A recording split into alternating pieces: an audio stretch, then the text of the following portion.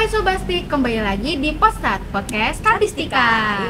Kalau sekarang benar. Oke. Sekarang postatnya ini postat ke Episode 2 Mel. kalau kemarin itu kita ditemenin sama Aziz sama Arya bahas tentang perkuliahan sama organisasi Mel. Kalau Bella, kalau abis denger yang kemarin, Bella tuh fokusnya kemana sih sebenarnya? Kalau aku nih ya, kalau aku tuh lebih pilih fokus ke akademik Mel. Kalau aku, berarti aku satunya ke organisasi akhir-akhir ini. Tapi kita belum kenalan loh, Bel. Iya. Tapi Bella aja berarti, Bella aja. Bella kenalan dulu deh. Oke, aku Bella, Aku Meli dan kita dari Statistika 2022. Nah, kan karena kita udah bahas tentang akademik sama organisasi, kali ini kita enaknya bahas tentang cuan-cuan Mel. Emang aku lagi butuh banget sih sebenarnya, kayak butuh uang gitu, kayak akhir bulan tapi duitnya habis. Ada solusi nggak sih Bella, atau Bella ngerasain juga sih? Jujur aku ngerasa banget sih Mel, tapi menurut aku kita tuh kali ini kebetulan juga kita beruntung nih Mel, karena kita kedatangan tamu yang spesial, yaitu dua kakak-kakak yang cantik yang punya bisnis walaupun mereka masih mahasiswa. Langsung aja ya tanpa Fafihu was-was, kita kenalin aja Kak Isna dan Kak Karisma. Halo Kak. Boleh kenalan diri dulu Kak Karisma sama Kak Isna? Oke, sebenarnya kenalin, nama aku Isna, aku dari Statistika Angkatan 2020. Ya, kenalin, nama aku Harisma dari Administrasi Bisnis Angkatan 2019. Jadi kita abis ngobrol-ngobrol, kalau Kak Karisma tuh baru lulus. Ya, Selamatin dulu kan? Selamatin dulu. Satunya iya. Bapak, iya selamat dah lulus. Kalau Kak Isna tadi dengar lagi Sibuk kampus pernikahan. bangkit ya kalau nggak salah tadi. Iya, betul. Jadi kan kita mau ngomongin tentang bisnis ya Kak. Dan aku dengar-dengar Kakak punya bisnis nih Kak. Iya, betul. Nah, kalau misalnya kita nih boleh tahu nggak sih Kak bisnis apa yang Kakak lagi jalanin sekarang? oke, jadi dari aku dulu ya. Ya, mulai. Kalau aku saat ini sedang sibuk di bisnis Narasya Hijab gitu. Namanya Narasya Hijab, itu bisnis jualan hijab. Hijab yang kita fokusnya di hijab yang warna-warna pastel aja. Gitu. Kalau aku bisnisku namanya Latte Craft. Kalau mau kepoin IG-nya latte.craft. Boleh di-follow aja nanti. Iya. Jadi bisnis ini sebenarnya lebih ke arah kerajinan tangan sama seni gitu. Jadi beberapa waktu yang lalu aku tuh sempat ngejual kayak lukisan gitu-gitu, terus pokoknya handicraft lah. Editor boleh diedit ya, di sini ada @latte.craft sama @narasya.hijab. Di follow ya teman-teman. Kalau gitu pertama kali dapat ide buat bikin bisnisnya tuh gimana? Tiba-tiba mau bikin bisnis hijab, yang satu bikin bisnis yang tentang apa ya, kesenian gitu. Idenya dari mana ya? Kalau aku dulu bisnis ini aku mulai waktu awal pandemi. Jadi dulu kan waktu awal pandemi itu aku baru lulus SMA, terus masuk kuliah semester 1. Nah di situ tuh aku merasakan kayak kuliah online tuh banyak debutnya kan waktu awal-awal ya. Waktu awal-awal kayak aku ngapain ya, terus hobi aku kebetulan gambar, melukis gitu. Jadi aku sering gambar potret teman-teman aku, terus potret main abstrak gitu, terus aku storyin. Ternyata dari aku story itu teman-temanku responnya baik gitu, kayak kenapa nggak open commission aja gitu, kenapa nggak dijadiin bisnis aja gitu. Setelah aku pikir matang-matang, akhirnya aku bikin tuh bisnis yang awalnya tuh aku bikin kayak potret orang-orang di kertas gitu, terus lama-kelamaan di kanvas, terus di media-media yang lain. Kalau Kak Karisma? Nah, kalau dari aku awalnya itu karena emang dari awal udah suka sih berhijab gitu kan. Dari awal kan suka, dari dulu, dari kecil tuh aku udah berhijab gitu kan. Nah, makanya kayak kalau misalkan pergi-pergi gitu tuh kayak must thing to buy itu tuh jilbab gitu. Jadi kayak emang dari dulu suka di jilbab. Terus aku kan dulu anak pondok ya. Jadi kan kayak lihat permasalahan-permasalahan apa sih yang orang-orang berjilbab yang sering dikeluhkan gitu. Nah dari situ aku lihat permasalahannya, oh ternyata kalau misalkan orang berjilbab itu masalahnya adalah kayak perlu nyetrika dulu sebelum dipakai kayak gitu. Jadi kan ribet ya. Terus kayak nggak rapi kalau pas make. Terus kalau nggak gitu dadanya kelihatan. Nah itu kan sering. Kalau nggak gitu juga kalau misalnya lagi naik motor terus acak-acakan kayak gitu. Nah dari situ kayak apa aku bikin inovasi aja ya gitu kan, inovasi di jilbab gitu. Nah akhirnya nemu jilbab instan gitu kan, instan yang anti lecek lah gitu intinya, ironless gitu. Nah di Narasya Hijab gitu. Ya, jadi kalau dari Kak Isna memulai bisnis karena hobi ya Kak. Iya. Kalau dari Kak Karisma mulai bisnis karena ketertarikan untuk membuat inovasi baru. Iya. Keren. Tadi kan Kakak udah mulai bisnis yang udah Kakak sebut nih.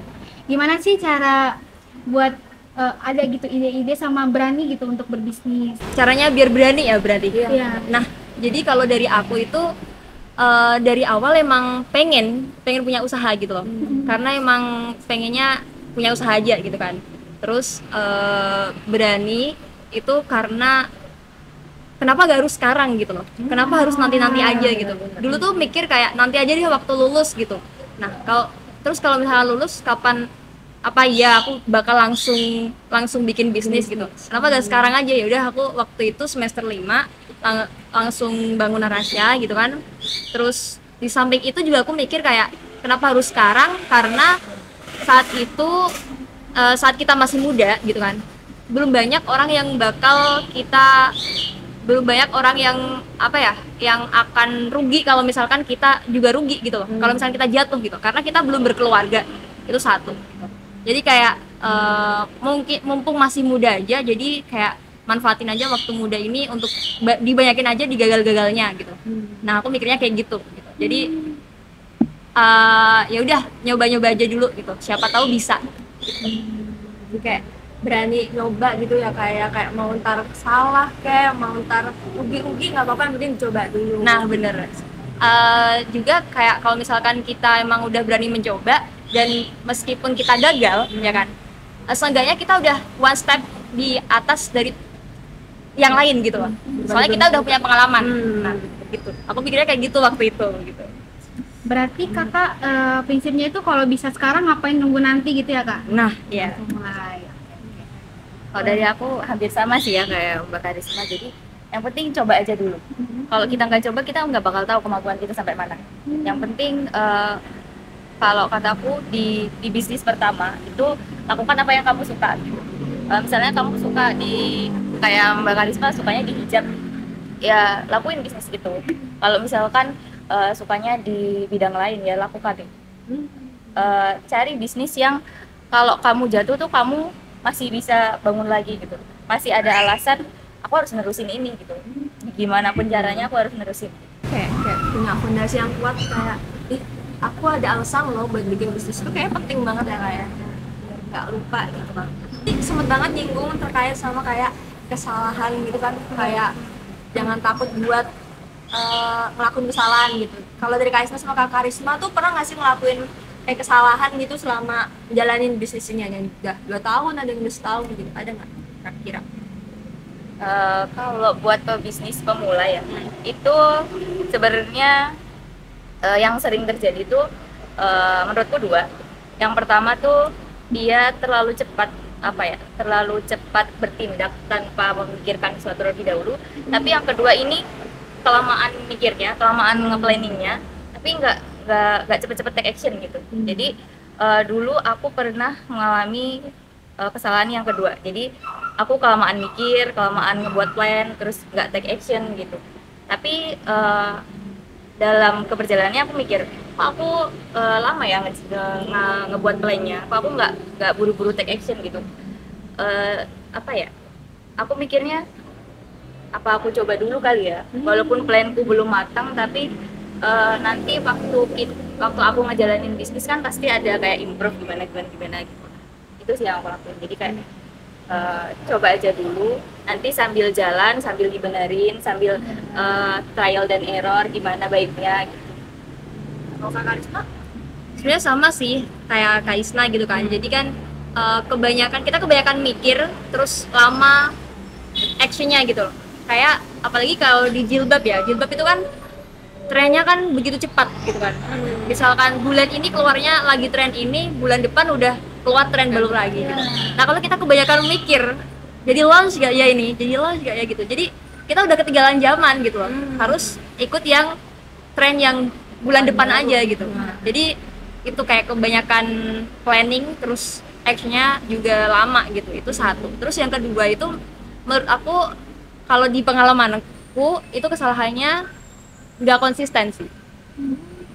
Seperti kayak ngonten, contohnya aja itu kayak susah banget gitu loh buat konsisten. Padahal kalau misalnya kita konsisten, peluangnya itu bisa gede gitu loh harusnya. Tapi susah konsisten juga karena emang ya kemarin kan masih kuliah gitu kan, susah bagi waktu juga. Nah di situ sih masih kesalahannya di situ. Nah, dari kesalahan yang kakak alamin nih, itu kesalahannya itu menimbulkan kerugian nggak kak? Sebenarnya iya, karena saat kita nggak konsisten itu peluang-peluang yang lebih besar yang harusnya bisa kita dapatkan itu jadi hilang gitu loh, ya kan? Iya, betul. Kalau kita kelamaan mikir juga nanti keburu disalip, dibalap sama orang gitu. Nah, menurut kakak itu kerugian itu adalah penanda kita nggak cocok sama bisnis yang kita jalanin, atau kerugian itu adalah hal yang biasa gitu kak dalam menjalankan bisnis? Kalau rugi dalam sebuah bisnis, apalagi kita masih awal-awal nih, itu menurutku satu hal yang wajar ya. Tapi balik lagi, kita dari kerugian itu kita taksir nih, kerugiannya ini bisa nggak kalau kita gunakan buat ngebangun ulang usahanya, bangkit lagi, itu bisa nggak? Misalkan kerugian itu masih bisa kita atasi, ya udah kita gas aja terus. Kita bangun bisnis kita gimana supaya kerugian ini menjadi sebuah pembelajaran yang nggak terjadi lagi di masa yang akan datang. Oke, bener sih sebenarnya rugi itu dalam bisnis merupakan hal yang biasa gitu loh, dan yang hal wajar aja terjadi gitu loh. Jadi bisnis ya pasti pernah rugi gitu, entah itu dikit gede pasti pernah gitu. Tinggal bagaimana kita kayak mengatasinya gitu kan, gimana sih caranya biar gak rugi lagi gitu. Bahkan dari rugi tadi kita bisa belajar apa sih penyebabnya gitu kan. Nah, jangan sampai penyebabnya itu tadi bisa terulang lagi di masa depan gitu. Gitu. Kayak benar-benar memperbaiki kesalahan yang ada gitu ya kak, biar bisa bangkit lagi. Nah, tadi kan sempat bahas kayak ada ngobrol bangkit gitu. Kakak pernah ngasih kayak waktu rugi itu kan benar-benar kadang kayak ngerasa down banget gitu ya kak. Aduh ini kok bisnisnya nggak jalan, kok tiba-tiba nggak ada yang pesen kayak gitu. Gimana sih caranya biar kayak kakak tuh ngerasa aduh ini bisnis aku pokoknya gimana pun caranya harus jalan lagi, terus gimana caranya nih bisnis tuh bisa berkembang lagi gitu? Ada nggak? Saya pernah kayak gitu, kayak merasa down banget gitu kan. Ini tuh bener-bener cocok gak sih buat aku sebenarnya gitu kan. Mikir kayak gitu pernah. Nah di situ aku mikir hal yang lebih baik lagi, kayak tadi balik lagi konsisten gitu. Jadi bisnis tuh harus konsisten untuk inovasi, konsisten juga untuk sabarnya gitu. Jadi kita juga perlu sabar gitu. Dan yang konsisten inovasi ini misalkan tadi kan kok gak banyak ya yang laku gitu, terus ya udah kita inovasi lagi, kira-kira apa sih jilbab yang bakal trendy lagi di bulan depannya lagi kayak gitu. Jadi kayak tetap ikutin minat dari konsumen gitu loh, soalnya minat dari konsumen kan berubah-ubah ya. Misal bulan kemarin lagi marak-maraknya jilbab instan sport gitu kan. Terus bulan ini kita lagi banyaknya di Pasmina Silk gitu. Jadi kan kayak harus terus-terusan kita berinovasi gitu loh. Kalau misalnya kita nggak mengikutin, ya udah selesai gitu kan. Nah bisnis yang gagal itu, kalau kata dosenku, bisnis yang gagal itu bisnis yang nggak berinovasi, itu dipastikan akan gagal gitu. Kalau misalnya kita stuck di produk ini terus dan nggak ada inovasi buat mengikutin apa yang diinginkan sama konsumen, maka ya udah nggak ada yang menginginkan produk kita lagi kayak gitu. Bener banget. Berbahas karena Mbak Karisma katanya kita tuh harus ngikutin perkembangan zaman, perkembangan tren. Dulu aku waktu awal aku bikin lukisan di kertas, terus sama kelamaan trennya berubah.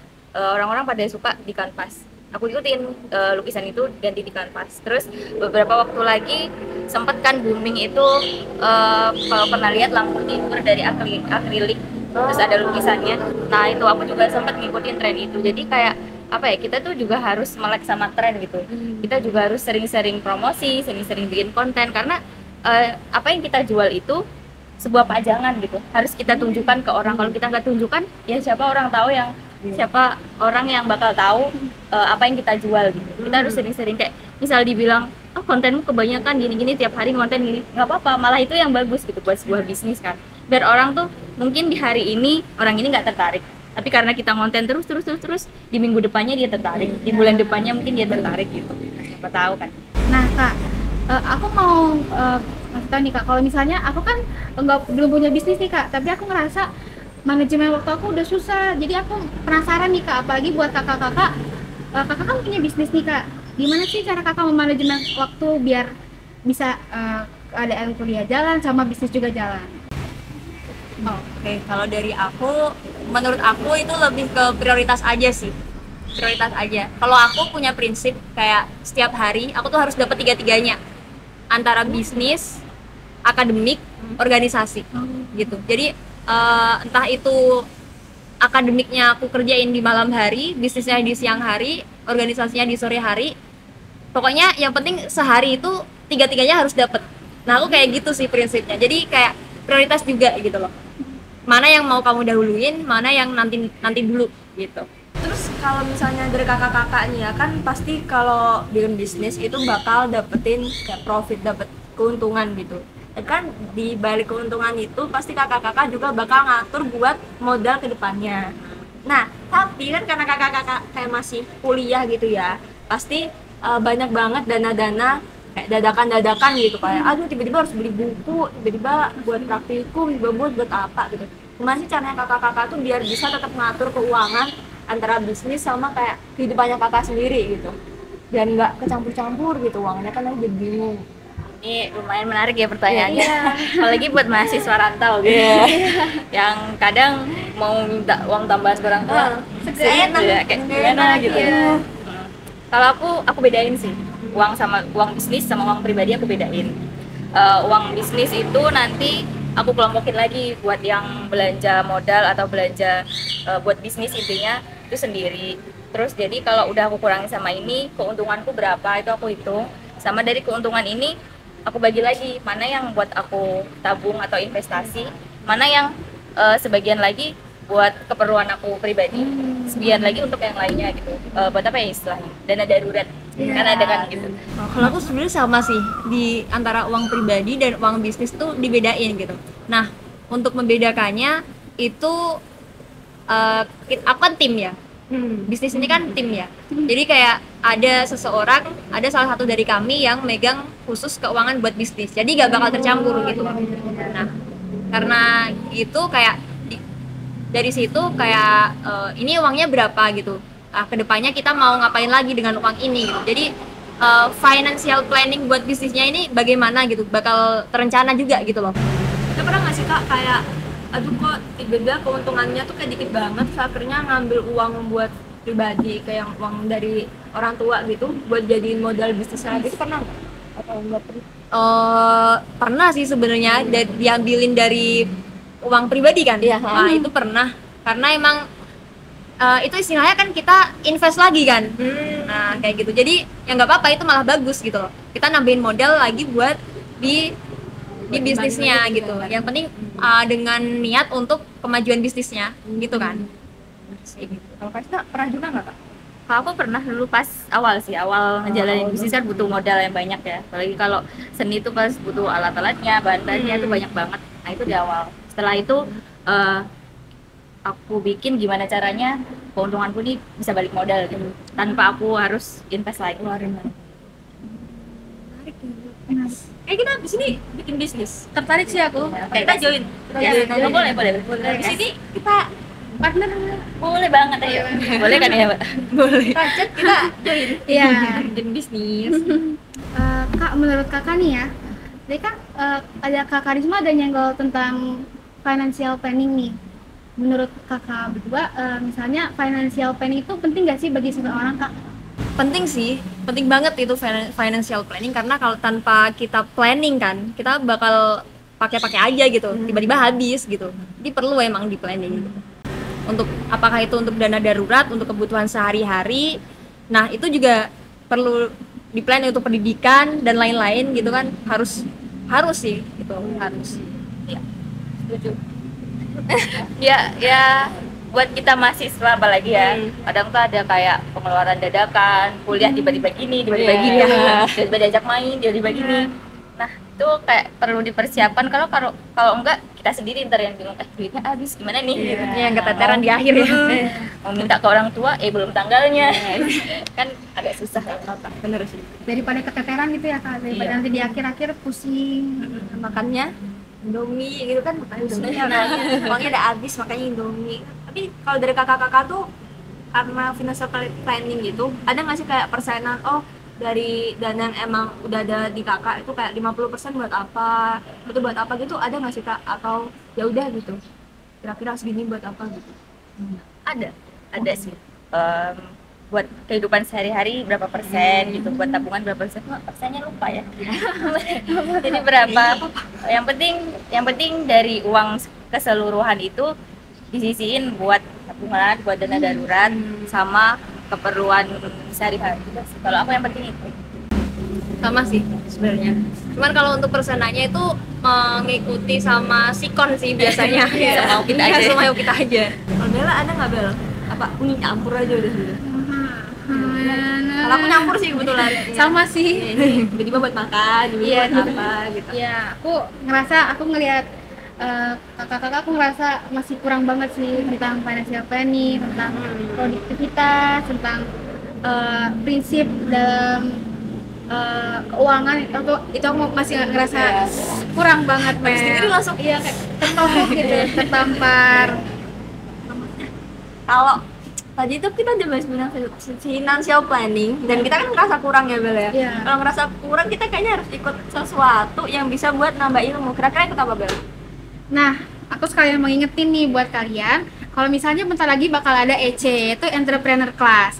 Nah, Entrepreneur Class ini apa sih nih, Mel? Apa Bel? Entrepreneur Class ini adalah pelatihan tentang entrepreneurship. Nah, banyak banget loh manfaatnya. Salah satunya itu adalah kalian dapat pemahaman tentang entrepreneurship dan kalian juga bisa memperluas wawasan kalian pas tentang entrepreneurship. Barangkali abis ikut itu langsung jadi Kak Karisma 42, Kak Isma 42 gitu. Keren-keren nanti, udah cantik, keren Ntar lagi. kita undang ke poster 3. Iya, pas sama episode kita 3 lagi. sama kita lagi. Nah, kalau acaranya itu, aku mau ngasih tau kalau acaranya itu online dan tanggal 8 Juli. PATM. Ya, free. Nggak usah Tanpa bayar. dipungut biaya apapun. Itu bermanfaat banget gak sih? Udah dapat ilmu, tapi gratis gitu. Iya. Ntar abis dari situ bisa dapat bisnis gitu ya. Iya. Barangkali bisa punya ide bisnis.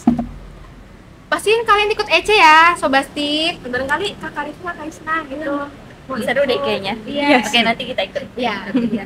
Ikut Bel. Gas. Ikut. Ikut. Jangan lupa teman-teman semuanya ikut ya. Iya. Jangan lupa. Makasih banyak loh Kak buat hari ini udah sharing-nya. ngobrol-ngobrol terus tiba-tiba di akhir kita promosi agaknya kaget gitu ya Iya. mungkin ya. Promosi gitu. Tapi nggak apa-apa. Makasih banyak udah kasih apa ya materi buat kita gitu ya, udah ngasih kayak tentang financial planning terus ide-ide bisnis. Barangkali nanti teman-teman yang udah dengerin gitu tiba-tiba kayak aduh kayaknya punya bisnis gini menarik ya, ternyata bisa buat nambah-nambah uang jajan, bisa apa aja deh pokoknya banyak. Ya, kita dari kakak ini kita belajar banyak banget tentang pengelolaan waktu, pengelolaan uang, sama cara berprinsip dalam berbisnis. Makasih ya kak. Iya, makasih juga ya udah ngundang kita. Kita tuh, Iya. aku tuh sebenarnya juga bingung, aku di sini masih belajar juga. Jadi mohon maaf kalau misalkan ada yang salah-salah Gak gitu. apa-apa kak. Kita masih sama-sama belajar ya, Mbak. Iya, sama makasih juga gitu kan, kayak kita saling belajar aja deh. Iya. Gitu, iya. Masih banyak buat semuanya and dadah. Jangan lupa nonton pas Ya. episode berikutnya. Dadah. Dadah.